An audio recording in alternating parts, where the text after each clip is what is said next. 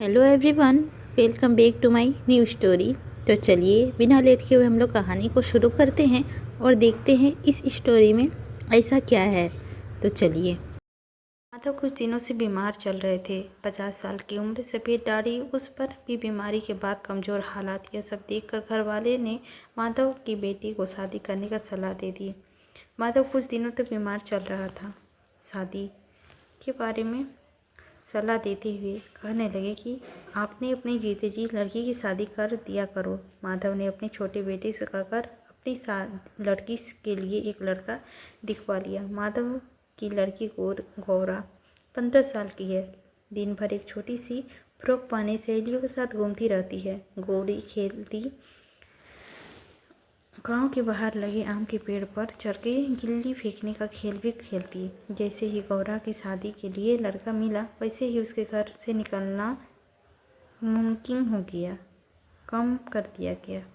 अब गौरा घर पे ही रहती। मोहल्ले की लड़कियां उसके पास आती थी, लेकिन पहले जैसा माहौल नहीं था। गौरा की शादी की खबर जब उन लड़कियों को लगी तो गौरा को देखने का उनका नज़रिया ही बदल गया था। माधव ने फटाफट गौरा की शादी उस लड़के से तय कर दी। माधव को माली हालत तो ठीक नहीं थी, लेकिन जितना भी कर सकते हैं करने में लग गए। शादी की तारीख आई। लड़के वाले बारात लेकर माधव के घर आ गए। लड़का गौरा से बड़ा था। वह 20-22 साल का था। गौरा को इन बातों से ज़्यादा मतलब तो था ही नहीं, लेकिन उस वक्त उसने अपना घर छोड़कर जाना कतई अच्छा नहीं लग रहा था। शादी के बाद गौरा अपने ससुराल चली गई, लेकिन रोते हुए गौरा की शादी के कुछ दिन बाद ही माधव की बीमार ठीक होने लगी। फिर कुछ दिन के बाद वे पूरी तरह से ठीक भी हो गए, मानो उन मासूम गौरा की शादी करने के लिए ही बीमार पड़े थे। उधर गौरा ससुराल पहुंची तो देखा कि वहाँ घर जैसा कुछ भी नहीं था। न साथ खेलने के लिए सहेलियाँ थी और न ही अपने घर में जैसा प्यार करने वाला कोई। गौरा की सास दिन भर मुंह ऐंठे रहती थी, ऐसे देखती कि गौरा को बिना अपराध किए हैं अपराधी होने का एहसास दिलाती थी। जिस दिन गौरा अपने घर से विदा होकर ससुराल पहुंची, उस दिन से दूसरे दिन से ही उसके घर के सारे काम कराए जाने लगे। गौरा को चाय बनाने तो आता था, लेकिन सब्जी छोकना, गोल गोल रोटी बनाना नहीं आता था। जब ये बातें उसकी सास को पता चली तो वे गौरा को खरी खोरी सुनाने लगी। बहू, तेरे माँ ने कुछ सिखाया नहीं, ना तो दहेज दिया और ना ही ढंग की लड़की। कम से कम लड़की ही तो होती कि खाना बना के खिला लेती।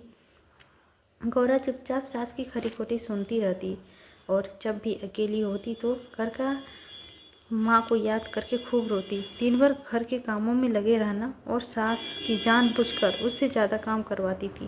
बेचारी गौरा जो सास कहती वही करती। शाम को पति के हाथों का खिलौना बन जाती। वह तो ठीक से दो मीठी बातें भी उससे नहीं करता था।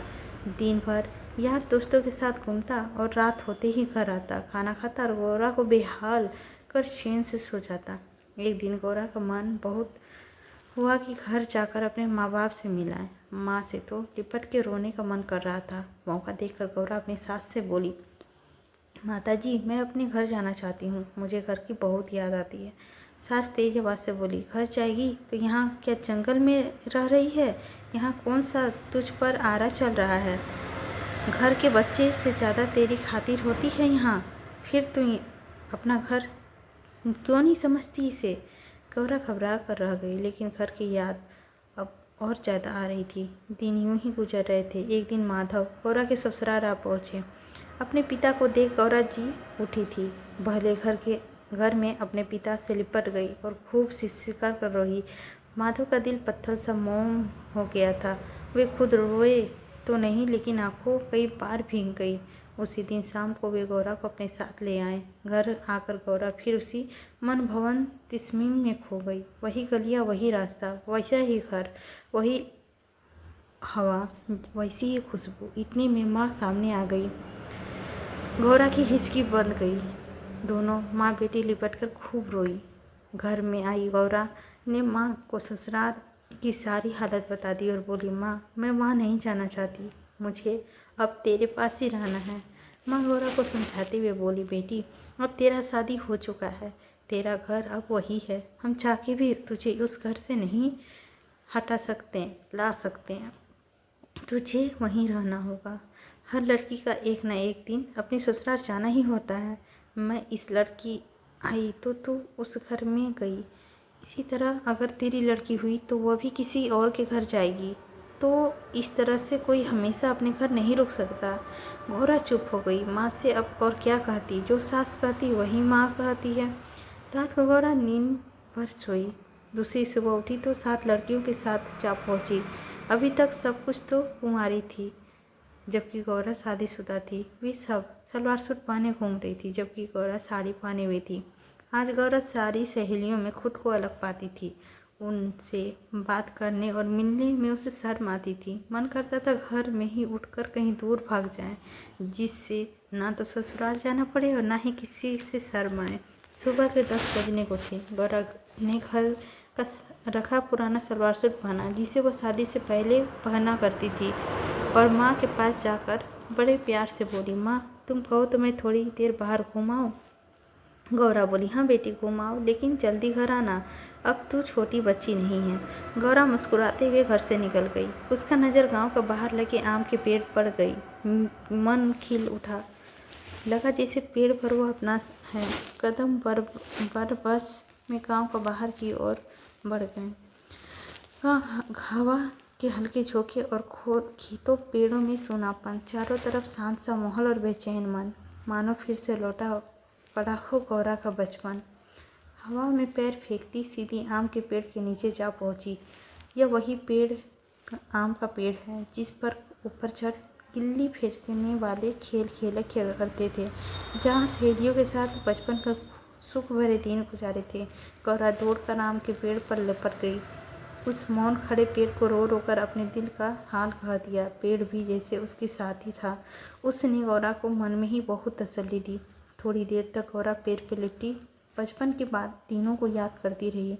बचपन तो अब भी था, लेकिन कोई उसे छोटी लड़की मानने को तैयार नहीं था। सब कहते कि वो बड़ी हो गई है, लेकिन खुद गौरा और उसका दिल नहीं मानता था कि वह इतनी बड़ी हो गई है और घर के बाहर किसी और के साथ रहने लगी। बड़ी औरतों को तरह वह काम करने लगी, सास की खरी खोटी सुनने लगी। गौरा बेटी सोचती रही। मन में गुबार की आंधी चलती थी। फिर न जाने क्यों सोचकर अपना दुपट्टा उतारा और आम के पेड़ पर चढ़कर छोर में उस पे डाली से कसकर बांध लिया। फिर आम के पेड़ पर उतरकर दूसरा छोर अपने गले में बांध लिया। अभी तक गौरा ठीक ठाक थी। खरी खोटी थोड़ी देर तक वह अपने गांव को देखती रही, फिर एकदम से पैरों को हवा में थाम लिया। शरीर का सारा भार गले में दुपट्टा आ गया। दुपट्टे गले में कसता चला जा रहा था। आंखें बाहर निकली पड़ी थी। मुंह लाल सा हो गया था। थोड़ी देर के बाद गौरा की मौत हो गई। अब उसे ससुराल जाना नहीं था और ना ही कोई परेशानी सहनी थी। कांटों पर चल रही मासूम सी जिंदगी का अंत हो गया। जिस बच्ची को खेलने का उम्र थी, उसमें न जाने क्या क्या देखना पड़ा। उसकी जिंदगी हालात की अंदाजा सिर्फ वही लगा सकते हैं।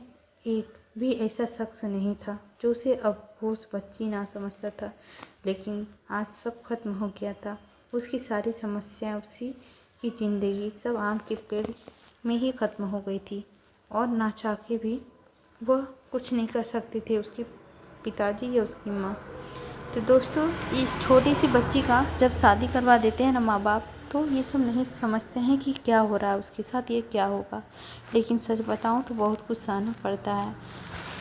अब का ज़माने में बहुत सारी मैच्योरिटी आ गई है गार्जियन के ऊपर कि बच्ची को 25-20 के ऊपर ही शादी करते हैं। आई होप यही सब उम्र होती है शादी के लिए, ना कि 15 और 18। तो थोड़ा सा तो बच्ची को जो प्रताड़ना बोला जाता है वो तो सहना ही पड़ता है दोस्तों। तो यह स्टोरी आप लोगों को कैसी लगी है? आई होप दोस्तों ये स्टोरी आप लोगों को अच्छी लगी होगी तो लाइक कीजिएगा। चैनल पर नए होंगे तो सब्सक्राइब कीजिएगा और हमें बताइएगा कि यह स्टोरी कैसी लगी। इसी तरह स्टोरी सुनने के लिए हमारे पेज को फॉलो करें, मतलब हमारे चैनल को सब्सक्राइब करें और बेल आइकन को प्रेस कर दें, ताकि जब भी मैं वीडियो डालूँ आपके पास नोटिफिकेशन पहुँचे। और हमें सब्सक्राइब करके थोड़ा सा मदद कीजिए दोस्तों, ताकि मैं भी न्यू स्टोरी आप लोगों के सामने ला पाऊँ। मिलते हैं अगली स्टोरी में, लेते हैं आप लोगों से विदा।